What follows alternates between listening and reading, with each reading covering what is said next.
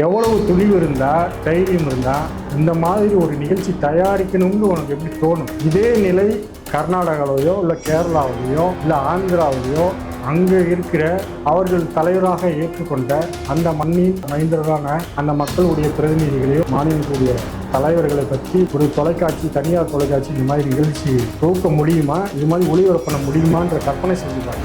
Sun டிவிக்கு வேறு வேலையே இல்லையா?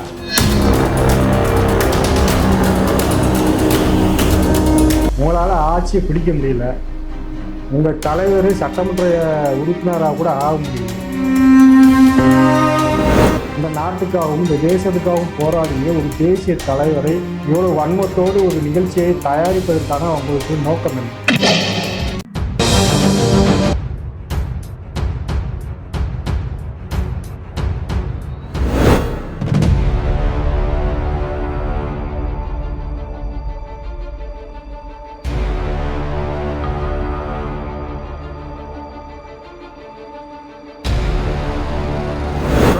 வணக்கம். சமீபத்தில் பார்த்தீங்கன்னா ஆதித்யா தொலைக்காட்சின்னு சொல்லி ஒரு தொலைக்காட்சி இருக்குது. நம்ம எல்லாருமே நம்ம பார்த்துருப்போம். சண்முகத்தினுடைய ஒரு பிரிவு ஆதித்யா தொலைக்காட்சி. அதில் நிறையா நகைச்சுவை எல்லாம் போடுவாங்க. குழந்தைகளுக்கு பிடித்தமான நிகழ்ச்சியெல்லாம் தொகுத்து போடுவாங்க. ஆனால் அந்த நிகழ்ச்சியில் ஐயா வாவு சிதம்பரம் பிள்ளை அவர்கள் குறித்து ஒரு நிகழ்ச்சியை தொகுத்து வழங்கியிருக்கிறாங்க. நம்ம வழங்கினதை பற்றி எந்த குறையும் சொல்லலாம். ஆனால் அந்த நிகழ்ச்சியில் திட்டமிட்டு வஉசியை பற்றி எந்த அளவுக்கு கேவலப்படுத்த முடியுமோ, அவமானப்படுத்த முடியுமோ அந்த அளவுக்கு வன்மத்தை கொட்டியிருக்கிறார்கள். அவங்க என்ன பேசினாங்க அப்படின்றத காணொலியை போடுறோம், அதை நீங்கள் பாருங்க.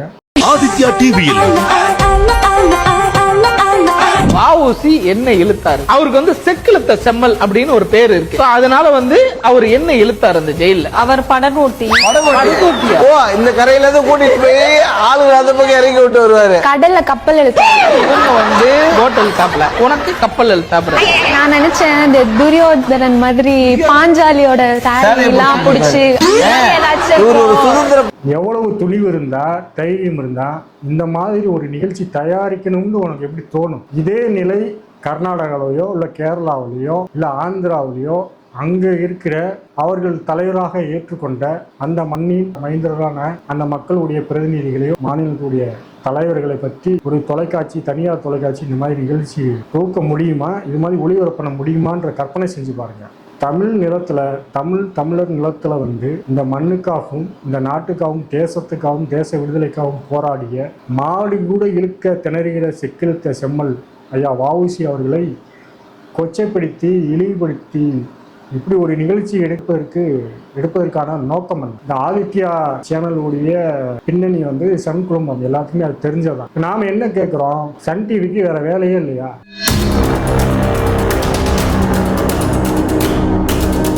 உங்களால் ஆட்சியை பிடிக்க முடியல, உங்கள் தலைவர் சட்டமன்ற உறுப்பினராக கூட ஆக முடியல.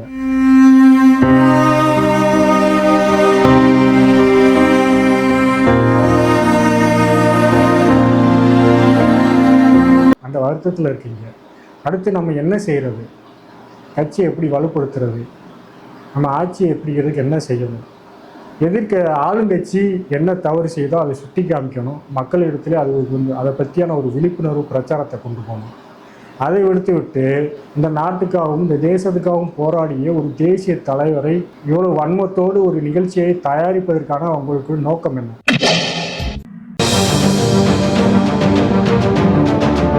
அப்போ திட்டமிட்டு தமிழ் சமூகங்களுக்குள்ள ஒரு கலவரத்தையோ ஒரு மோதல் போக்கையோ உருவாக்கணும் அப்படின்னு நினைக்கிறீங்களா?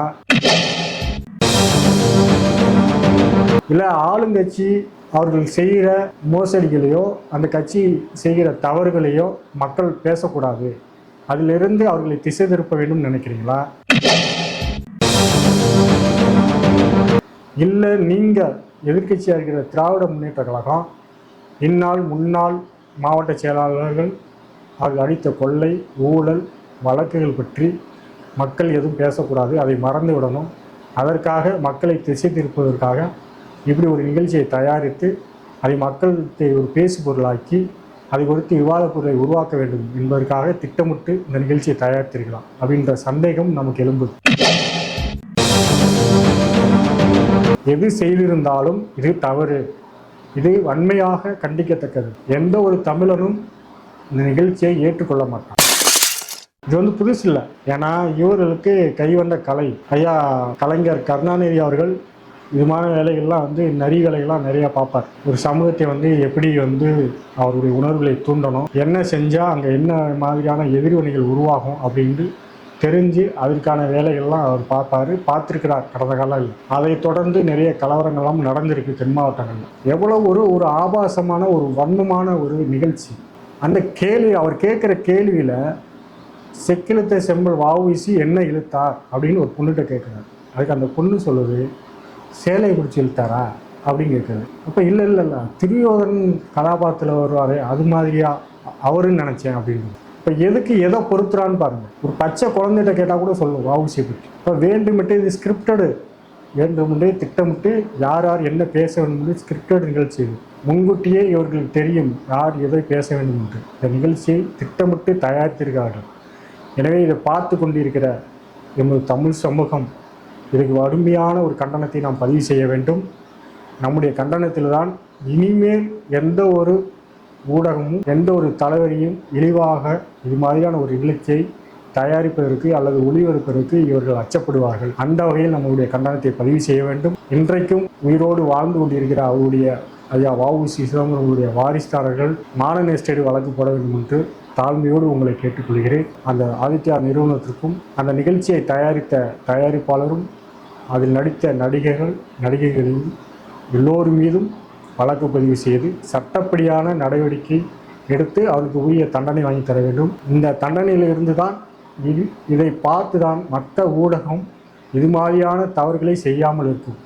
எனவே சட்ட ரீதியான நடவடிக்கை ஒரு பக்கம் இருந்தாலும் ஒவ்வொரு தமிழராகிய நாம் நம்முடைய கண்டனங்களை அழுத்தமாக ஆதித்யா குழுமத்தின் மீது நம்முடைய கண்டனத்தை பதிவு செய்ய வேண்டும். நானும் என்னுடைய பங்குக்கும் ஆதித்யா குழுமத்தின் மீது வன்மையான கண்டனங்களை பதிவு செய்கிறேன். இனி எதிர்வரும் காலங்களில் இது மாதிரியான வன்மமான ஆபாசமான நம்முடைய தலைவர்களை இழிவாக பேசி இது மாதிரியான ஒரு நிகழ்ச்சியை தயாரித்தால் தமிழ் சமூகம் பார்த்து கொண்டிருக்காது. எனவே நம்முடைய தமிழ் சமூகங்களுக்கு நான் கூறிக்கொள்வது, இவர்கள் வேண்டுமென்று பொது அமைதிக்கும் தமிழ் சமூகங்களுடைய இருக்கிற நல்லிணக்கத்தை சீர்குலைக்கவும் இவர்கள் திட்டமிட்டு இதை பரப்புகிறார்கள். அதற்கு நம்முடைய தமிழர்கள் இரையாகிவிடாமல் தமிழ் சமூகத்தின் ஓர்மைக்கும் ஒற்றுமைக்கும் என்றைக்கும் நாம் உறுதுணையாக நிற்போம். இது மாதிரியான இந்த பதறுகளை நாம் புறந்தள்ளுவோம். அதற்கான உரிய நடவடிக்கைகளை சட்ட ரீதியான நடவடிக்கைகளை நமது வழக்கறிஞர்கள் உரிய நடவடிக்கை எடுக்க வேண்டும் என்று இந்த ஊடகத்தின் வாயிலாக உங்களை தாழ்மையோடு கேட்டுக்கொள்கிறேன். நன்றி, வணக்கம்.